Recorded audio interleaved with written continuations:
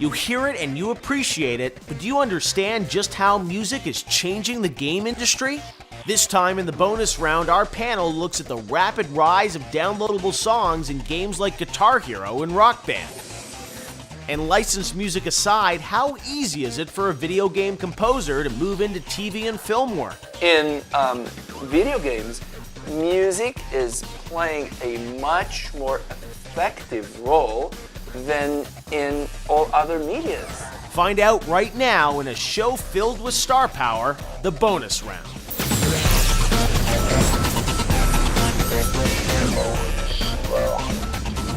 Hey, welcome back to the bonus round. This time we're talking about music in video games, and joining me is Steve Schnur from EA, Inon, who's a famous video game composer for games like Prince of Persia and the forthcoming Fallout 3, and finally Charles, who's the co-founder of Red Octane, the creators of Guitar Hero.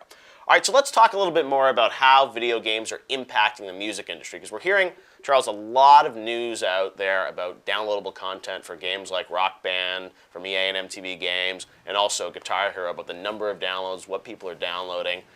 Is this are the labels telling you that this is a big revenue source now for them? Yeah, we've had a couple interesting developments that we've tracked of probably the last 6-8 months. So for instance, when we released Guitar Hero 3 last Christmas, we found that every single song that appeared in Guitar Hero 3, online download sales of that song increased by an average of over 250% the week after we released on Guitar iTunes Hero 2. And stuff like that? Yes, on iTunes and other services that are tracked. We're also getting artists that are requesting in their contracts now to count the download sales that we're doing off of, say, Xbox Live or PlayStation Home as part of the download sales that they generate, as if it was on iTunes. So I think the music industry is taking a look at what we're doing in terms of download sales and trying to understand what that is and trying to bring that into how they work out, calculate the success of a song. Exactly. Are you seeing the same thing, Steve? I mean, with, people, even with, everyone wants to be on Madden. They want to, launch their singles that way. But do you think are the labels really seeing this as, a really important business venture now, working with the game companies? Well, I think, sadly, the business model of the record labels in the last year or two or three has been survival. Right. And they're looking for every single which way outside of record sales to sort of extend the business. Yep. And I think the one thing they've fortunately come to realize is that if they look at sync opportunities, syncing up to film, syncing up to television, and syncing up to video games as financial and also as marketing opportunities, they can help connect the dots to the average person out there. So yeah, absolutely. We have artists like, in Madden football this year, All-American Rejects, who hadn't even gone in the studio yet, but had done their demos, finishing one of the songs to debut in Madden, looking at that as a launching pad. And I mean, the list goes on and on. There's 9 or 10 debuts in Madden this year of artists, a month or two, some 3 ahead of when they go to radio. So the labels absolutely look at it as a way to get immediately to potential music fans. The most important thing, in addition, is that the artists themselves, as he mentioned, the artists themselves have always gotten this because they're gamers. Right. The hardest part was getting the labels, the adults in the room, to understand. But at the end of the day, the artists and the manager of the artists are the ones each and every day, whether they're on a tour bus, whether they're backstage in a green room, whatever the case may be, who are playing, Guitar Hero or playing Madden or whatever the case may be, and they all want in. They all want in. So I think, it's been 10, 15 years since an artist heard themselves on the radio and said, wow, how do I get into that? How do I get in the radio station? Wouldn't it be amazing if that radio station played us? Now they play Guitar Hero or they play Madden or another game and they go, well, wouldn't it be cool? How do those bands get in there? What would it take for us to get in there? So I think it's the new bar in defining what success is to a band. I think it's, again, they're gamers. Well, as you mentioned, the business model for the music industry seems to be changing. And you hear about what Radiohead's doing or what Nine Inch Nails is doing with releasing a full album for free online. And I think with Rock Band and Guitar Hero, people have been experimenting with giving away tracks for free as marketing materials. I mean, do you think we're going to see the business model change and even more free tracks come out inside of these games?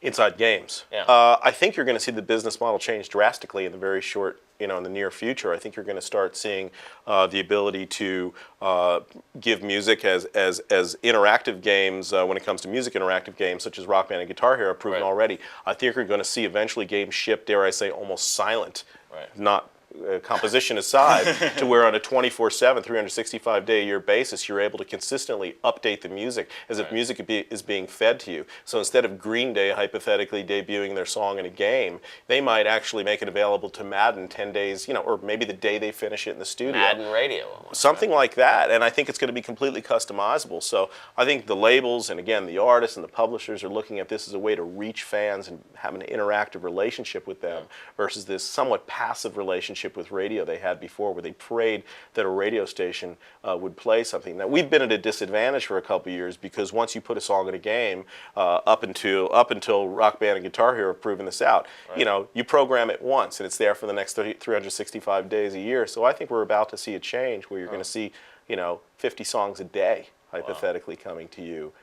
So it's a really exciting time, and I do think that whether it's a revenue generating platform or it's a marketing platform, no matter how you look at it, I think music industry is healthier than ever. Right. It's just those shiny little discs that are going out of business, and I think the record companies are realizing that, and they're doing everything they can to expand the way they create revenue.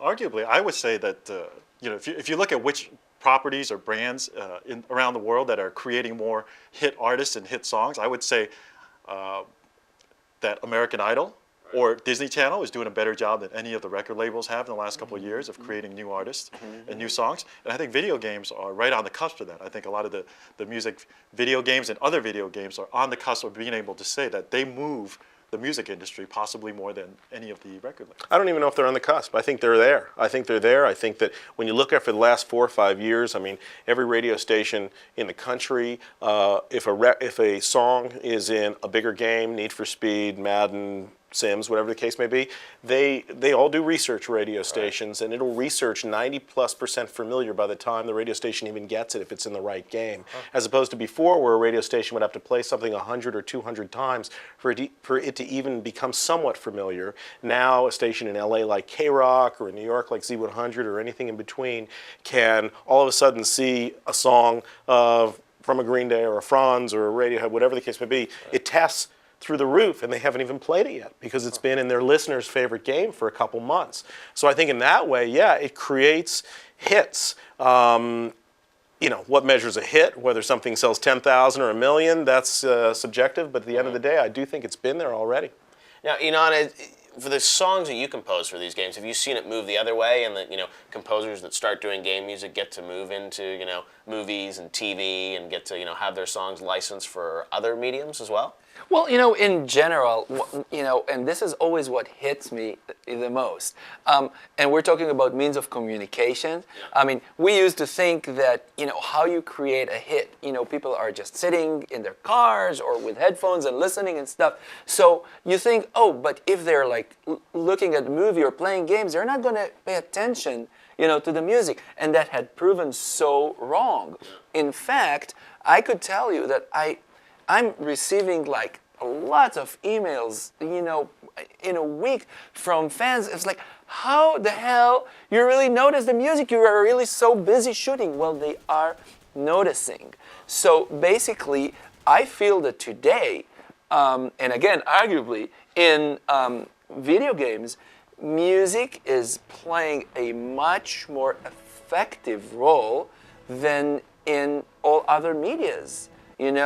Movies, TV, I mean, they don't really notice, but somehow when you're really engaged and, with the game, you're also engaged with the music, and it just, I guess, means so much for the players. Well, it also is because of the fact that video game, as you just said, you're engaged, as opposed to a movie where it is very passive, it's under dialogue, and unless you live in Los Angeles, not many people sit around at the end of the movie to watch the credits roll to see what they heard, At the end of the day, but if you're engaged, 50, 60, 80, 100 hours, the music, you really begin to understand, comprehend that music, it gets under your skin. And by the way, he said hell, so we're 2 for 2. Okay, so it's your turn now. So I said ass, he said hell. See what so Charles I just want to says in the next segment when we come back right here on the bonus round. Next time, the bonus round about music and games continues. Will downloadable songs ever work across multiple games? You need to be able to download something into Guitar Hero, you're right, and pick it up in Madden or whatever the case may be, and that's going to happen. The debate continues next Sunday, right here in the bonus round. Bonus round.